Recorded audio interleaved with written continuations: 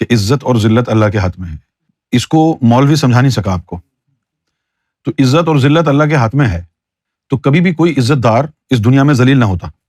عزت ذلت جس طرح آپ نے اس کا مطلب سمجھا ہے، اگر وہی مطلب ہے جو آپ سمجھے ہیں تو کبھی بھی 2% کے لوگ جن کی کوئی عزت نہیں، عزت والے مقام پر نہ بیٹھے ہوتے. عزت اور ذلت جو ہے اللہ کے ہاتھ میں ہے، اس کا مطلب کچھ اور ہے. ایک تو عزت وہ ہے جو اللہ دیتا ہے کہ نہیں دیتا اللہ عزت؟ وہی عزت ہے نا. تو اگر اللہ نے کسی کو عزت دی ہے تو کیا ہوگا؟ پوری دنیا عزت کرے گی اس کی؟ نہیں، صرف اللہ والے عزت کریں گے. شیطان والے کبھی بھی اللہ والے کی عزت نہیں کرتے. تو آپ تو یہ سوچ کے گمراہ ہو جائیں گے کہ اللہ نے تو اس کو عزت دی ہے، اب اس کی بےزتی کیوں ہو رہی ہے زمانے میں؟ وہ اللہ نے جن کو عزت دی ہے ان کی عزت اللہ والے ہی کرتے ہیں. شیطان اللہ والے کی عزت کبھی نہیں کرتا. تو عزت کے اسٹینڈرڈز آپ کو سمجھنے پڑیں گے.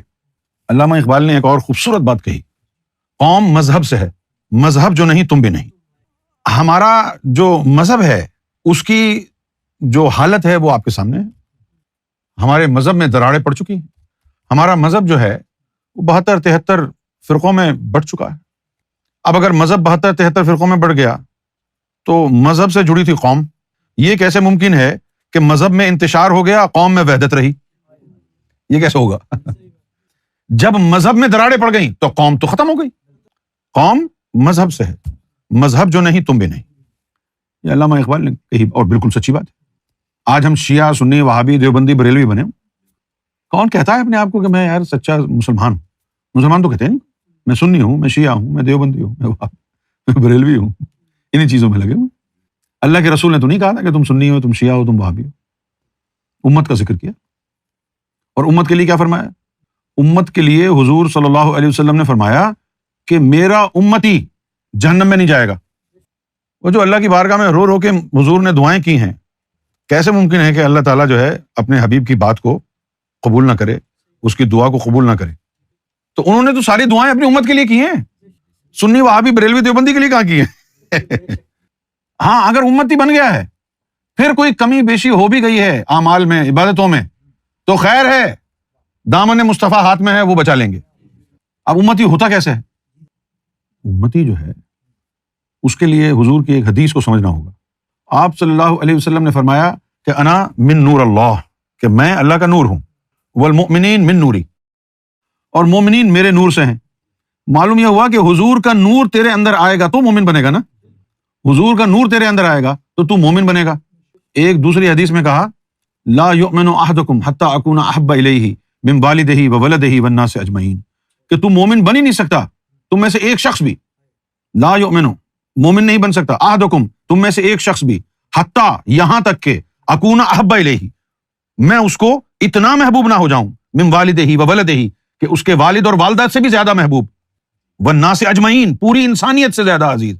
جب تک یہ کام نہیں ہوگا، حضور صلی اللہ علیہ وسلم کی بارگاہ سے اتنی محبت نہیں ہوگی کہ ماں، باپ، بہن، بھائی، سارے رشتے دار پیچھے رہ گئے، حضور کی محبت سب سے آگے جا کے کھڑی ہو گئی. مومن نہیں بن سکتا. ابھی مومن بننا کیا ہوا؟ حضور کے نور کا سینے میں آ جانا. حضور کا نور کہاں آئے گا آپ کے سینے میں؟ مندر مسجد آپ گئے نا، سارے ہی جاتے ہیں نا مسجد میں. تو دیوبندی بھی جاتا ہے، دیوبندی اپنی مسجد میں جاتا ہے، سنی اپنی مسجد، شیعہ اپنی مسجد، بریلوی اپنی مسجد میں جاتا ہے. لیکن ان مسجدوں میں جا کے کوئی نور لایا؟ تو ان مسجدوں میں نور نہیں ہے. اچھا چلو بھائی، پھر تم چلے گئے مکہ مدینہ، سنی بھی جاتا ہے، دیوبندی بھی جاتا ہے، بریلوی بھی جاتا ہے، شیعہ بھی جاتا ہے. مکہ مدینے سے جب لوٹ کے آئے پھر بھی تم سنی اور شیعہ ہو. پتہ چلا کہ مکہ مدینے سے بھی نور نہیں لائے تم. اب کہاں سے نور ملے گا؟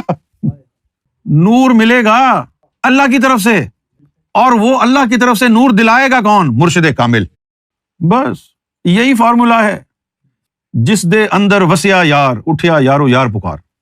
جس کے اندر یار آ کے بیٹھ گیا وہ پھر اور کچھ نہیں کلمہ پڑھتا. وہ یہ نہیں کہ آپ اس کو کہو چھٹا کلمہ سناؤ، ساتواں کلمہ سناؤ، وہ کہتا ہے جی ایک ہی کلمہ ہے اب، یار یار یار یار یار یار. قرآن کیا ہے؟ یار. نماز کیا ہے؟ یار.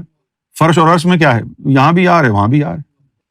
یہ مرشدوں کی نظر سے سینے میں جاتا ہے نور. اور جب نور چلا گیا پھر اس کے بعد جیسا بھی ہے تو اب حضور صلی اللہ علیہ وسلم تجھے نبھائیں گے، تیری شفاعت ہوگی. تو جہنم میں نہیں جا سکتا اگر تیرے اندر محمد عربی کا نور آ گیا ہے تو. ایک دن کیا ہوا، حضور اپنی صاحبزادی کے گھر تشریف لے گئے، سیدہ فاطمہ الزہرا، اور وہ مچھلی بنا رہی تھیں.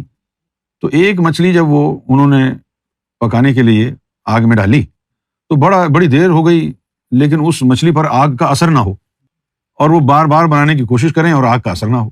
حضور اس کو دیکھ کے مسکرانے لگے۔ تو انہوں نے پوچھا کہ بابا آپ کیوں مسکرا رہے ہیں؟ تو فرمایا کہ فاطمہ یہ مچھلی، اس پر آگ کا اثر نہیں ہوگا، اس کو محمد کا ہاتھ لگ گیا ہے صلی اللہ علیہ وسلم۔ اگر محمد رسول اللہ کا ہاتھ مچھلی کو لگ گیا ہے اور اس کو دنیا کی آگ اثر نہیں کر رہی، تو بتا تو کیسا امتی ہے، جہنم کی آگ سے جو ہے ڈر رہا ہے۔ تیرا تعلق اگر محمد سے جڑا ہوتا تو پھر تو بڑے آرام سے سوتا، اور گناہ کر کے بھی آرام سے سوتا۔ لوگ پوچھتے تجھے خوف خدا نہیں ہے، گناہ کر کے بھی آرام سے سو رہا ہے؟ تو کہتا میں لج پالا دل لڑ لگی ہاں میرے تو غم پرے رہندے۔ جن کو کسی کی نسبت مل جائے وہ جو مرضی آئے کریں، جو مرضی آئے بولیں، اس کی ذمہ داری ہے، وہ بچانے والا ہے ان کا۔ اسی لیے آپ صلی اللہ علیہ وسلم نے فرمایا کہ جس نے دل کی سچائی کے ساتھ ایک دفعہ بھی کلمہ پڑھ لیا اس پر جہنم کی آگ حرام ہے۔ اب دل کی سچائی کیا ہے؟ یہی جو ہے رونا ہے کہ صدق دل کیا ہے؟ صدق دل یہ ہے کہ دل کلمہ پڑھے، قلب کے اندر کلمے کا نور جائے۔ ایک دفعہ بھی اگر دل نے کلمہ پڑھ لیا، اللہ محمد کا نام دل کی دھڑکنوں میں آ گیا، تو پھر صد خیراں، پھر گھبرانے کی بات نہیں ہے۔